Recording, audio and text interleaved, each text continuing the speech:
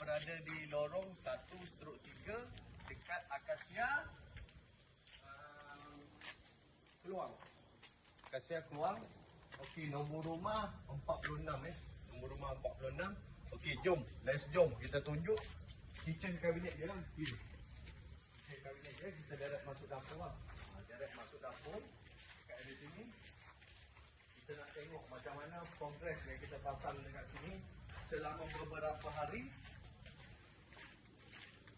Ya, owner pun dah ada ni. Okay. So, inilah kitchen cabinet dia. Okey, siap sinki. Boleh tengok dekat sini air keluar. So, dia ada meter lah dekat sini. Dia ada meter.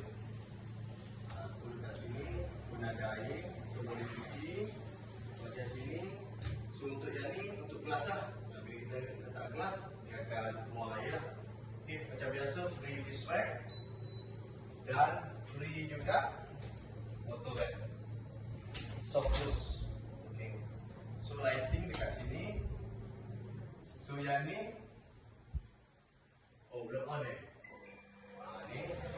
So pakai sensor.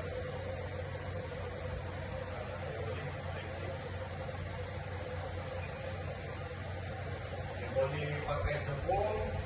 Lepas tu yang biasa, sudah ada lighting dekat sini. Lighting so kita off.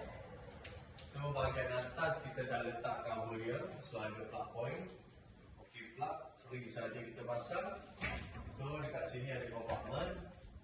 Sini bersama ada compartment.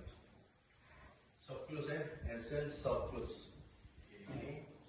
So ni belum pasang lagi handle. Satu. Ni ada storage dia. Ni ada. Lepas tu drawer. Okay. Ni drawer. Soft close. So sini bahagian kes lah. Okay. So untuk yang ni materialnya melamine campur dengan stone lah. Yang ni kita buat curve. Okay. So yang mana berminat boleh Roger Boss Arcade. Yang mana tengok video ni boleh like, comment and share video ni dan repost ramai-ramai. Apa pun janji jual. Okay bang, okay tak? Ya. Okay. Pantas. Pantas so kita tanya abang ni bang, okey tak apa ni kita duduk sebelah sini. Kita duduk sebelah sini, kita nak tanya pendapat abang ni. Pukul 12 lebih ni, pukul 12 lebih. Macam mana bang berurusan dengan syarikat kita ni, Arcade Cabinet Design? Ya, kita orang sini tengok puas hati pasal apa, kerja pantas. Lepas tu kemas lah. Kemas kena dengan cita rasa Abang yang masak kan? Ya. Lepas ni masak sedap lagi Abang duduk biji rumah, so rumah ni abang duduk apa ni, weekend je kan? Kita sampai orang kan? Sampai duduk biji rumah, apa 3 hari. So untuk next time harap-harap boleh bekerja sama lagi, nak tambah wardrobe ke apa, boleh Roger. Yang penting cepat lah. Kemas. So jadi dalam masa 2 hari dah settle sepenuhnya lah. Okay.